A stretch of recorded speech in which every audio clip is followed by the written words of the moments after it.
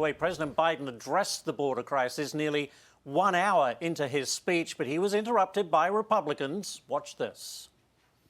Fentanyl is killing more than 70,000 Americans a year. Big, you got it. So let's launch a major surge to stop fentanyl production and the sale and trafficking with more drug detection machines, inspection cargo, stop pills and powder at the border.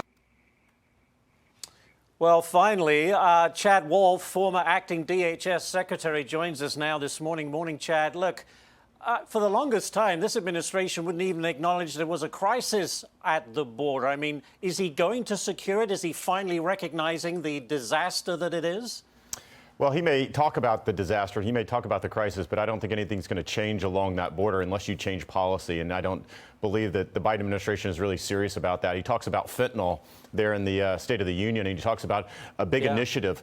Where has he been for 2 years? This crisis didn't pop up overnight. This crisis has been ongoing for 2 years under this administration. And why haven't we seen this big plan unveiled before now, before the State of the Union in 2023? It doesn't make any sense. There was just a few lines about border security and immigration in that entire State of the Union speech. And I think what that tells you is his priority is not on this issue. It's not really on solving this issue at the end of the day. And I think that's unfortunate. I think the majority of Americans want to see an end to what's going on down on that border. Talking about missing in action, what about Kamala Harris, the so-called border czar? I mean, what has she done? Well, as far as I can tell, very little. And I think probably, the longer that she stays away from the border is probably a good thing at this point, because I think it's only going to cause confusion and elsewhere. So, look, I think what you need to see is a change in strategy. The president continues to talk about two things. He wants more money and more resources. And this is a common refrain from the Biden administration. Whenever they see a crisis, they just want to throw more money at it. But we don't have a money issue along that border. We have a policy issue, and it's bad policy that's driving this crisis, and that needs to change first. And then, of course, he blames Congress. He blames Congress for somehow not solving this crisis. He started this crisis by bad policy, and he can solve it today. You don't need Congress to get the border under control.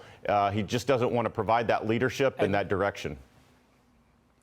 I got 10 seconds, Chad, but, Bill Malugin just said 5 Chinese nationals. No one's really talking about the security implications as people pour into this country. We don't know who they are, where they came from, and what they want to do. Yeah, such a good point. We have public safety and national security threats along that border every single day.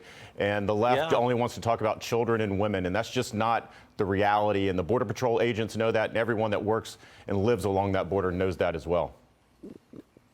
Oh, we've had this conversation every day, as you say, Chad, for the last 2 years. Hopefully something will get done. Chad Wolf, thank you very much. Appreciate it.